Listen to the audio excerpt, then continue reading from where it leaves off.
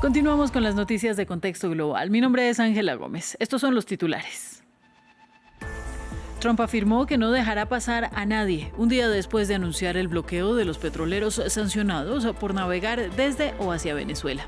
El mandatario dijo que Venezuela le arrebató el petróleo a Estados Unidos y que lo quiere de vuelta. Para el gobierno de Nicolás Maduro, asediado en el Caribe, es una amenaza grotesca. El presidente de Brasil, Luis Inácio Lula da Silva, amenaza con retirarse de las negociaciones entre la Unión Europea y el Mercosur si no se llega a una firma definitiva este mes. Del lado europeo, Emmanuel Macron y Giorgia Meloni son los que más presentan reticencias al acuerdo. Y el Consejo Nacional Electoral de Honduras denuncia desórdenes que no permiten el inicio de un recuento manual especial del 15% de las actas presidenciales. 3 semanas después de unas elecciones que aún no dan ganador, el Departamento de Estado de Estados Unidos, que apoya a Nasri Asfura, instó al inicio del reconteo.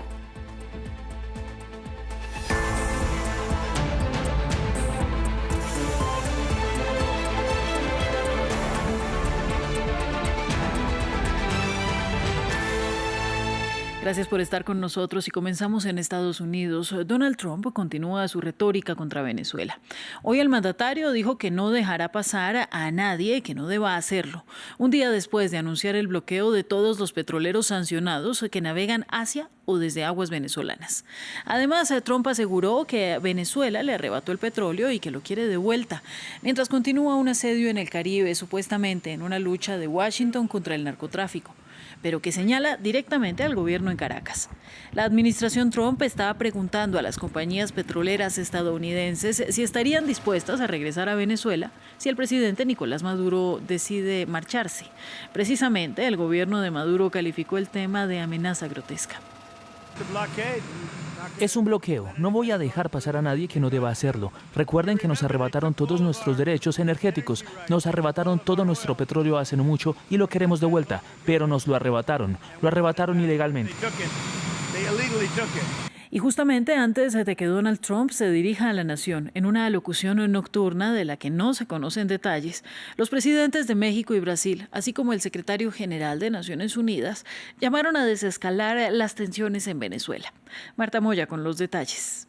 Los gigantes latinoamericanos optan por una desescalada en Venezuela. Tras el órdago de Donald Trump en la víspera sobre el bloqueo naval de todos los buques sancionados que entren y salgan del país caribeño, este miércoles los presidentes de México y Brasil denostaron la estrategia de su homólogo en Washington y se postularon como posibles mediadores en un escenario de diálogo. Por la declaración de ayer del presidente Trump y la situación en Venezuela, reiteramos la posición de México acorde con la Constitución, de no intervención, no injerencia extranjera, autodeterminación de los pueblos y solución pacífica de las controversias. Estoy preocupado con América Latina.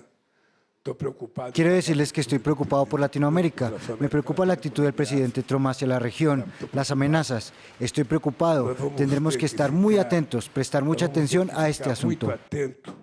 Vamos ter que ficar muito atento. Desde Caracas, el presidente Nicolás Maduro calificó las palabras de Trump de amenaza grotesca y la cúpula militar, al mando del ministro de Defensa Vladimir Padrino, habló de delirantes declaraciones. Por su parte, el secretario general de Naciones Unidas, en conversación con Maduro, reafirmó su compromiso con el derecho internacional y los principios de la Carta de Naciones Unidas, expresó su solidaridad con el pueblo venezolano y destacó la necesidad de evitar cualquier escalada o confrontación. La administración Trump mantiene un despliegue de miles de tropas y casi una docena de buques de guerra en la región y también sostiene la amenaza de atacar por tierra, mientras en Venezuela afirman que el objetivo principal del republicano es el robo de las vastas reservas de petróleo. Y seguimos ahora con información sobre el acuerdo de libre comercio entre la Unión Europea y el Mercosur. Pese a que las negociaciones culminaron en diciembre de 2024, el pacto alcanzado entre la Unión Europea y el bloque latinoamericano parece tambalearse en la víspera de su firma. Francia e Italia dan marcha atrás y se resisten a suscribir el pacto, sin antes obtener mayores protecciones para sus agricultores y garantías de reciprocidad. Nos lo cuenta Jesús Yajuri. Horas clave para el acuerdo de libre comercio entre Mercosur y la Unión Europea. La Comisión Europea trabaja a contrarreloj para sellar el mayor acuerdo comercial de la historia de la Unión Europea en términos de recortes arancelarios, unos 25 años después del inicio de las negociaciones. Este miércoles introdujo un mecanismo para suspender el acceso preferencial del Mercosur para algunos productos agrícolas como la carne de res, aves y azúcar. Una concesión para apaciguar a los críticos y el miedo, como en Francia e Italia, que se resisten y exigen protecciones para sus agricultores, concesiones que parecen no bastar para evitar el colapso del acuerdo. Para ser muy claros sobre el Mercosur, ya conocen nuestras posiciones. Entonces, si la Comisión Europea quiere sacar adelante esto al final de la semana y votar, Francia votará en contra del Tratado del Mercosur. Mientras Francia sucumbe a la presión de su sector agrícola, el partido Hermanos de Italia de Meloni dice que los controles aún no son suficientes. Firmar el acuerdo en los próximos días, como se ha sugerido, es aún prematuro. Para nosotros hace falta que se complete el paquete de medidas adicionales para proteger al sector agrícola y debatirlo con nuestros agricultores. Al otro lado del Atlántico, varios países se impacientan y lanzan un ultimátum con Brasil a la cabeza. Está difícil porque Italia y Francia no quieren aprobarlo por problemas políticos internos. Y ya les advertí, si no firman ahora, Brasil no firmará más acuerdos mientras yo sea presidente. La Comisión Europea, Alemania, España y países nórdicos afirman que el acuerdo ofrece una vía para superar la dependencia de China, mientras Brasil dice que el pacto envía un mensaje claro en un momento en el que un presidente estadounidense trata de debilitar el multilateralismo. Seguimos en América Latina porque Estados Unidos informó que su Fuerza Aérea desarrolla una operación temporal en la ciudad ecuatoriana de Manta, junto a la Fuerza Aérea del país latinoamericano. Manta fue por años el lugar donde se situó hasta 2009 una base militar estadounidense. El anuncio llega ahora en un contexto político tenso, apenas un mes después de que los ecuatorianos rechazaran en referendo la vuelta de las bases extranjeras. Nos amplía nuestra corresponsal Carolina Mela. Un contingente de personal militar de la Fuerza Aérea de Estados Unidos ha llegado a Ecuador para llevar a cabo una operación temporal. La noticia fue confirmada mediante un comunicado de la embajada estadounidense, aunque los aviones militares llegaron al país desde el lunes pasado. Según el presidente Daniel Noboa, esta operación forma parte de una estrategia bilateral de seguridad pensada a largo plazo y que va a permitir identificar y desarticular las rutas del narcotráfico. El personal llegó a las instalaciones de la Fuerza Aérea Ecuatoriana en Manta, que es una ciudad costera clave, donde Estados Unidos ya mantuvo una base militar durante 10 años. Manta es un punto estratégico con acceso al Pacífico y este anuncio llega un mes después de que Noboa perdiera la consulta popular y referendo en la que le preguntó a los ciudadanos si aprobaba el regreso de las bases militares extranjeras al país. El 60% votó en contra de la propuesta. En realidad, esta cooperación militar entre ambos países era posible desde el año 2023 sin necesidad de una reforma constitucional como pretendía Noboa, porque en ese año el expresidente Guillermo Lasso firmó 3 acuerdos con Estados Unidos, uno de los cuales incluye asistencia e interceptación aérea de naves sospechosas que podrían estar involucradas con el tráfico de drogas. La llegada de militares de Estados Unidos a Ecuador llega en un momento crucial. Políticamente, el gobierno intenta recuperarse de la derrota sufrida en la consulta popular y el presidente Noboa ha optado por estar más tiempo fuera del país, que además está desbordado por la violencia. Para finales de noviembre ya había superado las 8.300 homicidios, lo que convierte al año 2025 como el más violento de su historia. El recuento manual especial de algunos votos en las elecciones presidenciales de Honduras sigue sin iniciarse, en medio de protestas que impidieron el trabajo del personal electoral, mientras se mantuvieron las peticiones del partido gobernante de que se revisen todos los votos. Cosette López, una de las consejeras del ente electoral de Honduras, afirmó que solo falta que le metan fuego a la institución, que enfrenta muchos problemas que no permiten que se inicie el escrutinio especial para el conteo de al menos 2.792 actas con inconsistencias, lo que podría eventualmente revertir el resultado del recuento automático de las elecciones del 30 de noviembre.